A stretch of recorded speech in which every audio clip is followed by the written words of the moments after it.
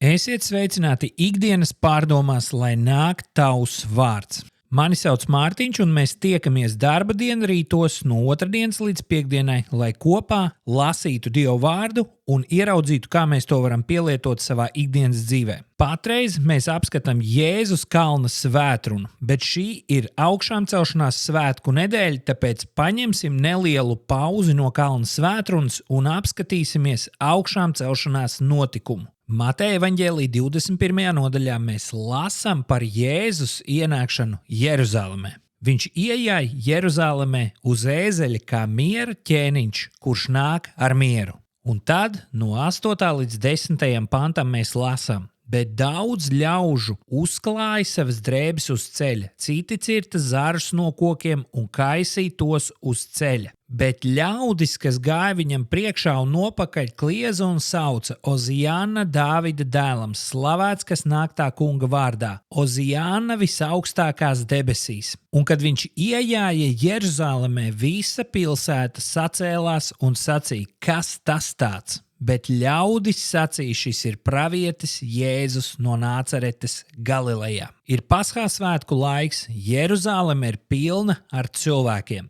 Ir politiska spriedze, jo ir daudz romiešu kareivju. Ir garīga gaidīšana, jo tauta gaida Mesiju, un viņiem ir cerība uz to, ka Mesija viņus atbrīvos. Tauta gaida ķēniņu, un viņiem ir priekšstats, kādam ir jābūt ķēniņam. Un tad parādās Jēzus, kurš jāj uz ēzeļa. Tauta ir dzirdējusi par daudz Jēzus brīnumu darbiem. Viņi ir dzirdējuši par to, kā viņš ir augšām cēlis mirušos, kā viņš ir dziedinājis slimos, kā viņš ir atbrīvojis saistītos, kā viņa kalpošana ir bijusi pavadīta ar daudz zīmēm un brīnumiem. Kaut kur tautai saslēdzās: šis ir tas Mesija, kuru mēs gaidām, un ļaudis sāk izklāt savas drēbes uz ceļa. Ebreju kultūrā tās sagaidīja ķēniņus. Tas nozīmē, tu esi virs manis, es pakļaujos tev, es tevi godinu kā valdnieku. Otra lieta, tas bija personīgs upuris, jo drēbes tajā laikā bija vērtīgas. Bieži vien tas bija vienīgais īpašums, kas šim cilvēkam bija. Un ar šo drēbju nolikšanu viņi parāda to: es nolieku savu dzīvi zem tava ceļa. Tad ir vēl viena cilvēku grupa, kas sāk laust nost palmu zarus un vicināties ar viņiem, kas simbolizēja uzvaru,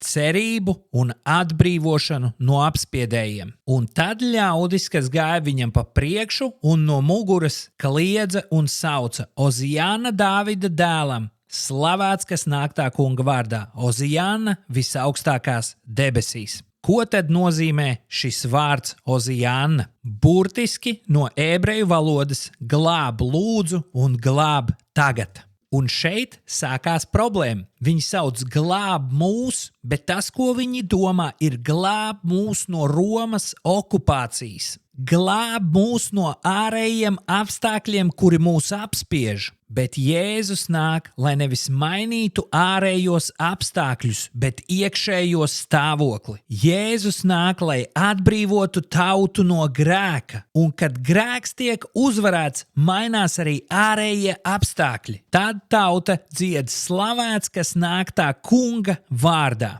Viņi apstiprina to, ka Jēzus ir Dieva apstiprināts, ka viņš nāk ar autoritāti. Un viņš nāk tā kunga vārdā ar Dieva pilnvaru. Viņi atzīst, ka Jēzus nāk no Dieva.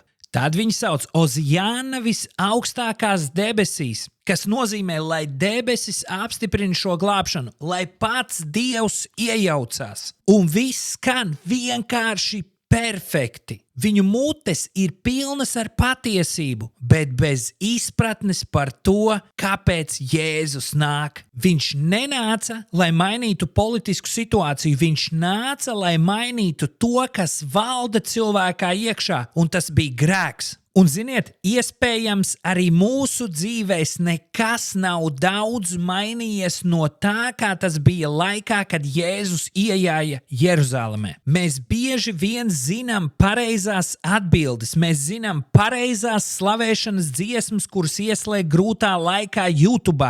Mēs zinām pareizas lūkšanas, bet vai mēs esam gatavi, ka Dievs darbosies nevis tā kā mēs gribam, bet ka mēs esam gatavi, ka Viņš darbojās tā, kā Viņš to ir paredzējis mūsu dzīvēs. Nepietiek ar to, ka mēs izmetam pareizus saukļus līdzīgi kā šie cilvēki izmeta savas drēbes. Tas, kas mums ir jāizmet, ir mūsu sirdis Viņa priekšā. Un jābūt gataviem, ka Viņš nāks un darīs mūsu dzīvēs, bet nevis tā kā mēs to gribam, bet kā Viņš to ir paredzējis. Un atceries, ka Viņš tavā dzīvē ir ieinteresēts daudz vairāk nekā tu pats.